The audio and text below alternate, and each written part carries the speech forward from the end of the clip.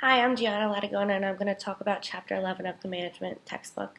Chapter 11 is about motivating people. This includes goals, reinforcement, effectiveness, fairness, job satisfaction, designing jobs, related beliefs and performance, and all that. So I made a little summary of the chapter.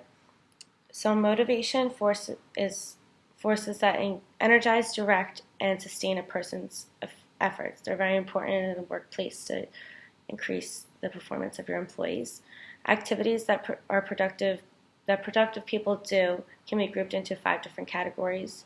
These categories are: join the organization, remain in the organization, come to work regularly, work hard to achieve high output and high quality, work hard to achieve that, exhibit good citizenship by being committed and performing above and beyond to help the goals. So the first part of the chapter talks about setting goals, and this is one of the most important parts of motivating people. It provides work-related goals is an effective way to stimulate motivation. Goal-setting theory states that people have conscious goals that energize them and direct their thoughts and behaviors towards a particular end. A well-crafted goal is highly motivating. Stretch goals, which are targets that are particularly demanding, sometimes even impossible to reach, can push employees to reach new heights. Goal setting must be paired with other management tools as well. Managers can set up their own goals too to help increase performance. Reinforcing performance is the second part of the chapter, and it talks about law of effect. And the law of effect is a law that was created by Edward Thorndike in 1911. It states that the behavior that is followed by positive consequences will likely be repeated by the employee in the future. Organizational behavior modification is the application of reinforcement theory in organizational settings. Behavior has consequences which can lead to positive reinforcement, negative reinforcement, punishment, and extinction. Be careful of what you reinforce, and feedback is essential in reinforcement.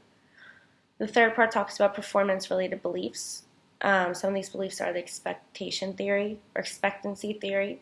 This proposes that people will behave based on their perceived likelihood that their effort will lead to a certain outcome and on how highly the outcome is valued. People develop 2 types of beliefs. These beliefs are instrumental and expectancy.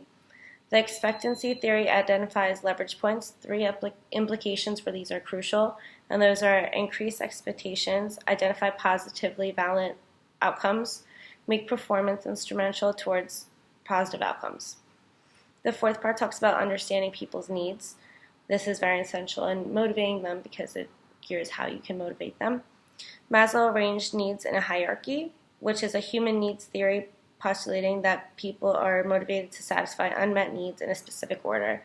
This order starts at the bottom of physiological, safety, social, ego, self-actualization. Alderfer identified 3 work-related needs. These are existence, relatedness, and growth. McClellan said that managers seek achievement, affiliation, and power. The fifth part talks about designing jobs that motivate, and the 2 types of words that are used to motivate are extrinsic and intrinsic. So extrinsic is when rewards are given to the person by the boss or employee of the company. Intrinsic is when the employee receives the reward from the work itself. Managers can make work more varied and interesting with job rotation, job enlargement, and job enhancement or enrichment. Herzberg proposed 2 important jobs-related factors, which are hygiene factors and motivators.